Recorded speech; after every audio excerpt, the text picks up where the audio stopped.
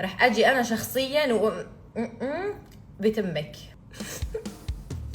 دراما شهد وسيدرا مولعين السوشيال ميديا نار. انتي وحده حيه وما بدي اشوف وجهك مره ثانيه. وخصوصا الرساله اللي وصلت لشهد من سيدرا واللي فضحت كذب السوشيال ميديا. اللي على السوشيال ميديا كله فيك. بهالفيديو رح نعرف حقيقه السوشيال ميديا من شهد وشو سبب هالرساله الغريبه، والاهم نحكي عن تفاصيل هالرساله ونحللها انا وياكم سوا، وفي ستوريات وقصص محذوفه لاول مره بتشوفوها. فشاهد معي يا عزيزي المشاهد دراما شهد وسيدرا. بس اذا ما كنت مشترك بتشترك هلا بالقناه، لازم نوصل 200,000 قبل نهايه السنه، وصدقني هالشيء كتير بيفرق معي، ان كان بالنسبه لإلي بالنسبه للقناه. كمان اكتب لي كومنت حلو مثلك لحتى احط لك اياه مثل هدول الكومنتات بالفيديو الجاي. هلا خلونا نبلش. هلا القصه باختصار، شهد بتطلع بفيديو بتصدم متابعينا، انه لاول مره بتحكي عن قصص شخصيه للسوشيال ميديا، بحسب ما قالت انه هي بعيده اصلا عن الدراما. كانت هي مع اولادها وفجاه بتوصل رساله من سيدرا، والرساله هاي ما رساله عاديه وفيها تهديد مباشر على حسب اولا، وكلام جارح وكلام بذيء ومن هالحكي هذا. والحكي اللي بينته شهد بالرساله عن جد ما له منطق يطلع من انسان مشهور، لانه عن جد شيء بيصدم. ولقدام رح نشوف الرساله ونحاول نترجمها، فخلينا نحضر هلا الفيديوهات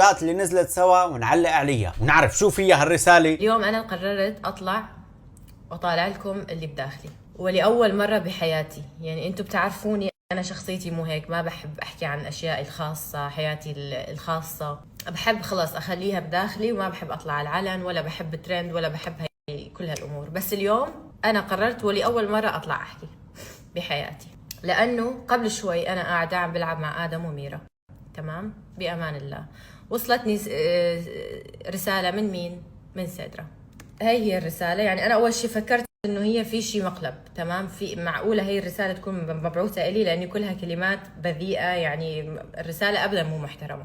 هلا اللي بعرفه انا انه صاير قبل مشاكل هن بيناتهم بشكل غير مباشر غير معلن على السوشيال ميديا. يعني مره لانه ما عزمون مثلا على عيد ميلاد، مره مثلا لانه ما سلمت عليهم، بس بشكل عام انه هو عن طريق الاهمال. وسيامند هو بيكون خالهم، يعني بيقربهم، يعني هي هاي مرت خالة لسيدرا، تمام. الرسالة ابدا مو محترمة.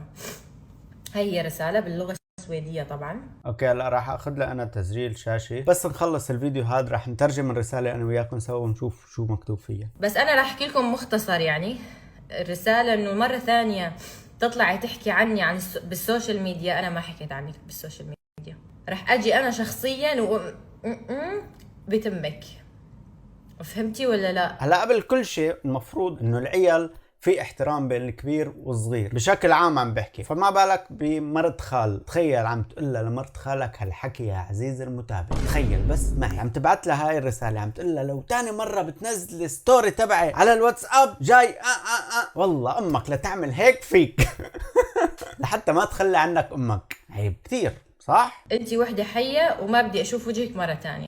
انا قاعده بجايز، انا بحالي ما عملت شيء، ولا حكيت عنهم ولا عملت، ولا مع اني بتجيني كثير رسائل، كثير بشوف مقاطع على التيك توك كثير، بس خلص انا سكرت على الموضوع. اليوم تجيني هي الرساله، يعني انا ما عم بعمل، انا عم بتفادى، انا ما عملت شيء، انا عم بتفادى وما عم بحاول اعمل اي مشاكل ولا اي شيء. مزبوط، ان كان من جهه بيوتي ولا ان كان من جهه شهد، ما كانوا عم يطلعوا يحكوا بالسوشيال ميديا عن سبب الخلاف، يعني عم بتحاولوا يتفادوا اثنيناتهم هالحكي. بس الغريب ليش تذكرت هلا سيدرا لحتى تبعت لها هاي الرساله؟ لانه فجاه هيك بلا سبب تطلع شهد وبتحكي هيك حكي، فالمفترض صاير من قبل تراكمات لحتى طالعه شهد ومنهاره. بعد شوي بتشوفوها عن جد منهاره البنت. حتى بايفنت نور ستارز رحت شفت كل العيله هونيك، سلمت على الام لاني انا بحترمها وبقدرها، وسلمت عليها، وانا كنت حابه يعني نرجع نتصالح، لانه احنا بالنهايه اهل، وعلى موضوع تافه قلت خلص يعني. فاليوم بتفاجئ انه هيك جايتني هالرساله. هلا شوي التفت انه يمكن يكون الحق على شهد، لانه هي اصلا عم تطلع وتفرجي العالم على السوشيال ميديا هالحكي، بس اصلا الحكي اللي باعته اصلا هو كلام ما له منطقي، او ما بنحكى لاخ او لرفيق، فما بالك بمرت خال. فانا بس حبيت احكي لكم انه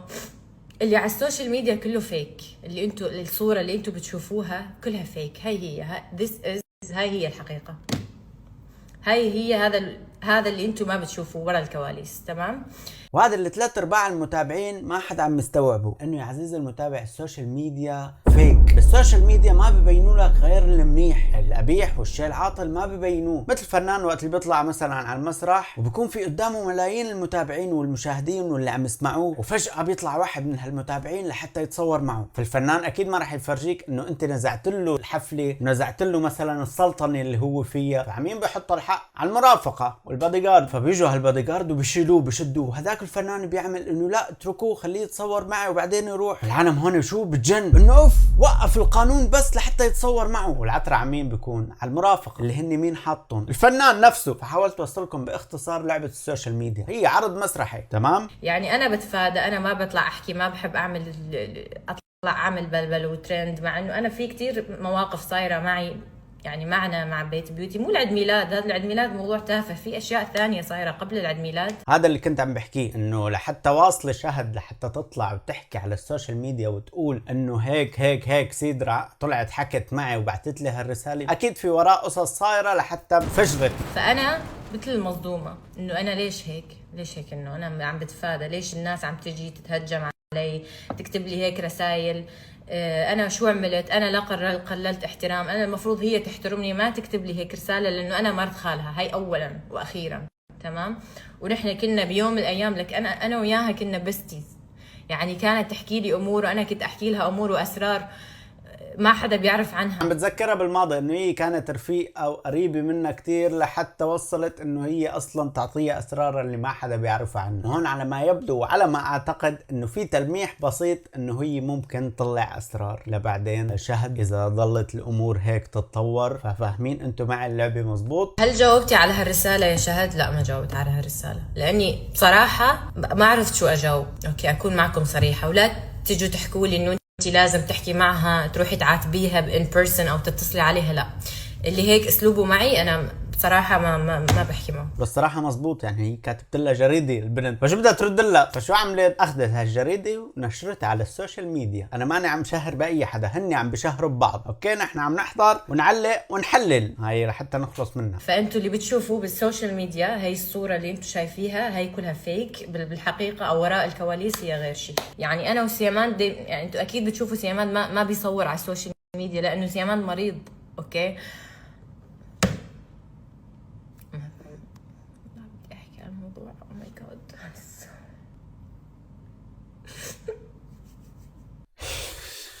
الله يشفيه ويعافيه لسيمند اذا هو مريض، بس الواضح انه عنده ضغوط نفسيه وضغوط اجتماعيه كتير كبيره حتى وصلت لهالمرحله تطلع تحكي على السوشيال ميديا. انا صراحه بتوقع بعد يومين ثلاثه بحس بتندم، لانه هذا الفيديو كثير بيكشف اسرار. هلا خلينا نشوف الكومنتات وبعدها بترجم انا وياكم الرساله حتى نقرا شو فيها. الحمد لله والشكر، على الاقل تحترمها كمرت خالها، ما عاد في احترام. والله العظيم الكومنتات ما بيرحموا. ايه يا شيخ دي الفعاليات الصح بالاجازه.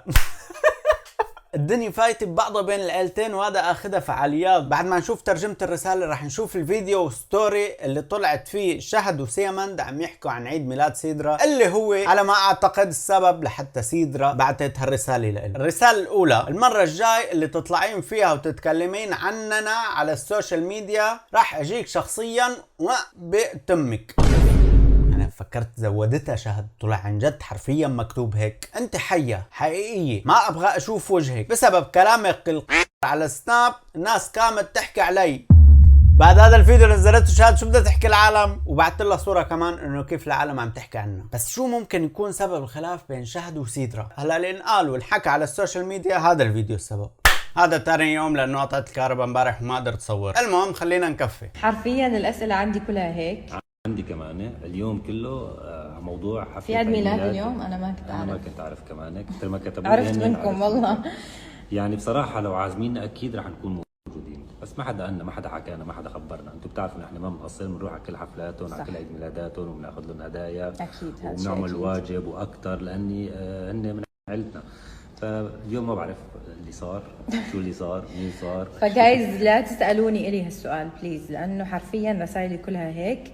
فمو إلي هالسؤال، مو إلي ومو إلي كمان. ومو لسيامن. لمين لك؟ للصاحب العيد ميلاد. فهذا الستوري كشف انه في مشكله بين شهد وبين سيدرا، او بين سيامند وشهد وبين عائله البيوتي بشكل عام، وعلى حسب ما عم بيقولوا انه اصلا هن ما عازمينه. في عالم علقت كتير وقالت انه انتم قرايبين اصلا ما محتاجين عزيمه، فكان هذا رد سيامند. لو انا كنت معزوم كنت اكيد تواجدت هنيك وانبسطنا بسيدرا واحتفلنا فيها، لان نحن بنحب سيدرا كتير.